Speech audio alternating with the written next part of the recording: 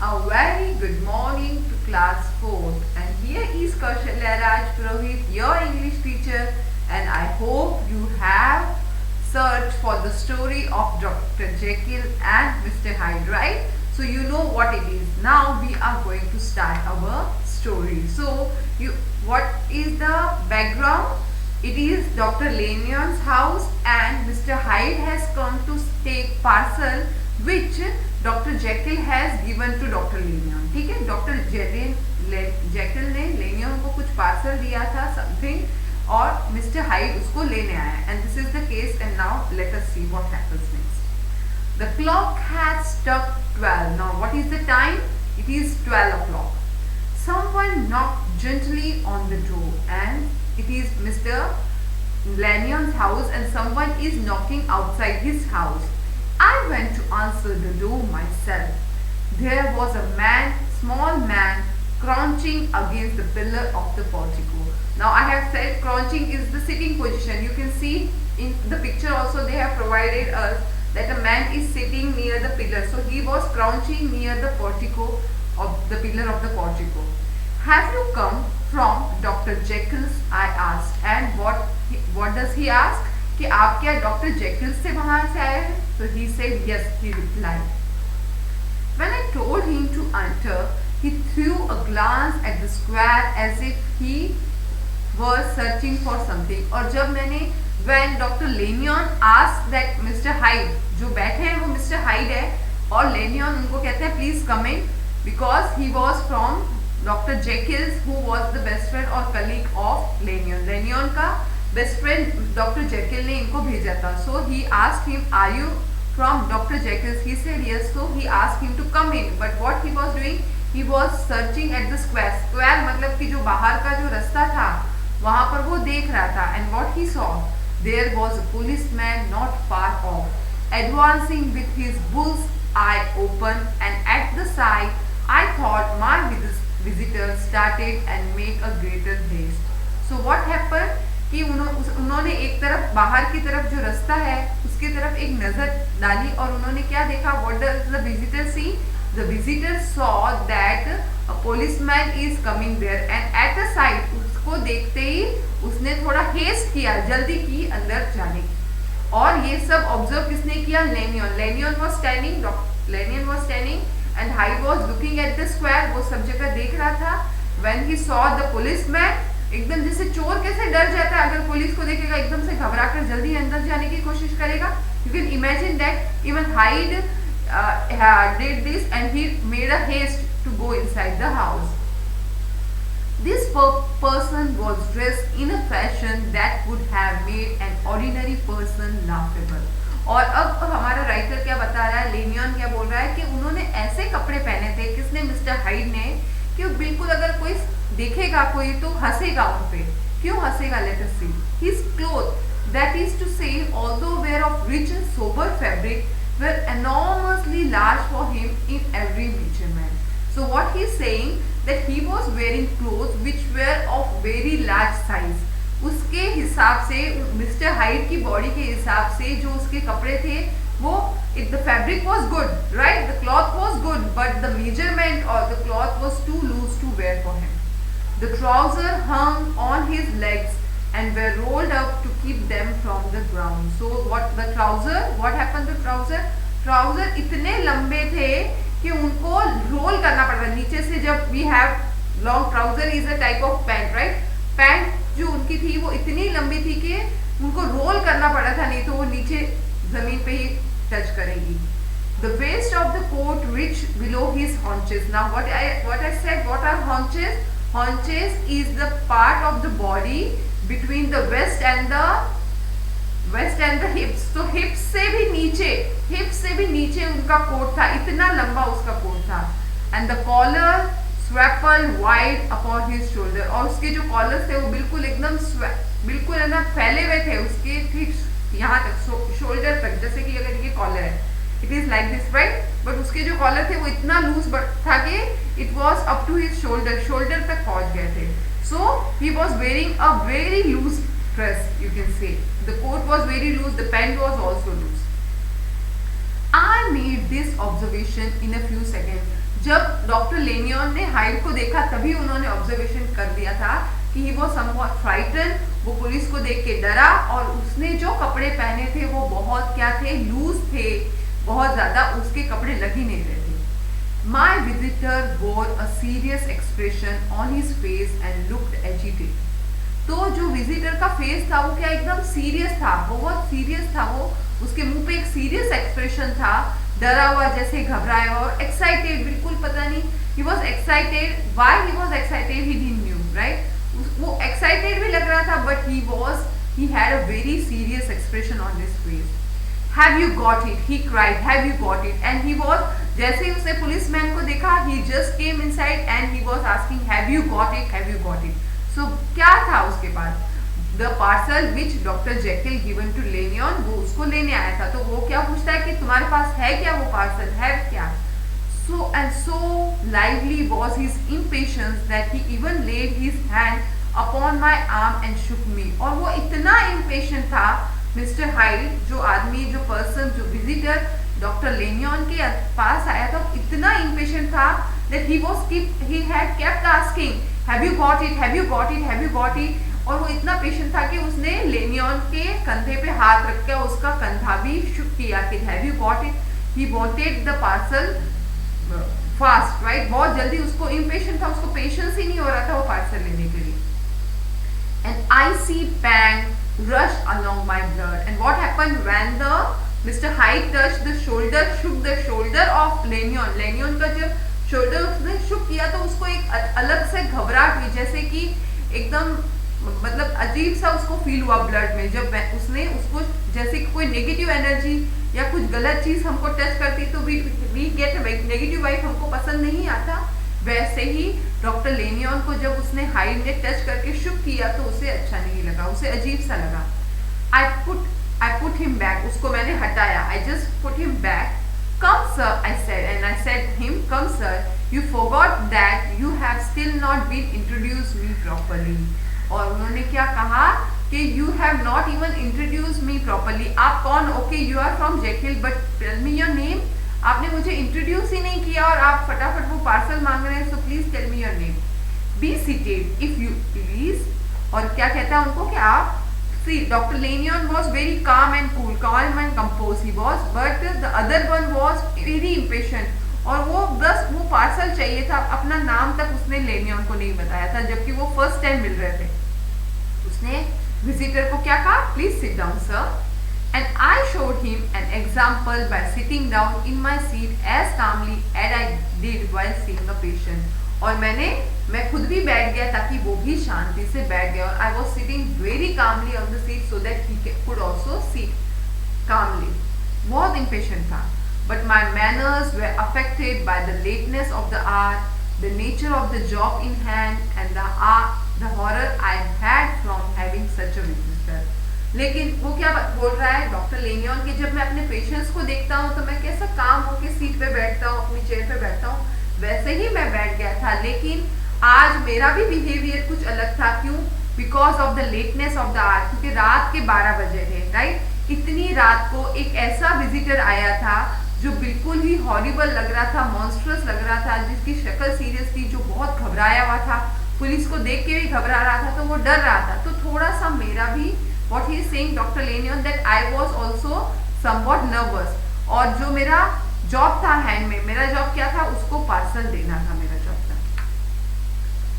I beg your pardon Dr. Lanyon, he replied civilly enough, and now he just got in his senses and what he said, I beg your pardon please, I'm sorry Dr. Lanyon. Lanyon से वो visitor क्या कहता है, I'm sorry doctor, उसको बहुत ही अच्छे से सिविली मतलब बहुत ही गुड मैनर्स में उसने रिप्लाई किया।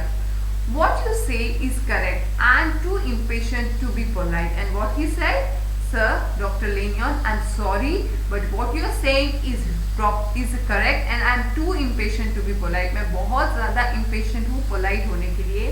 Your colleague, Dr. Henry Jekyll, Dr. Jekyll कहा ना मैंने, Dr. Henry Jekyll insisted me to come here on a very urgent business. So what he is saying that sorry, I should be calm, मुझे patience रखना चाहिए, but I am not that polite.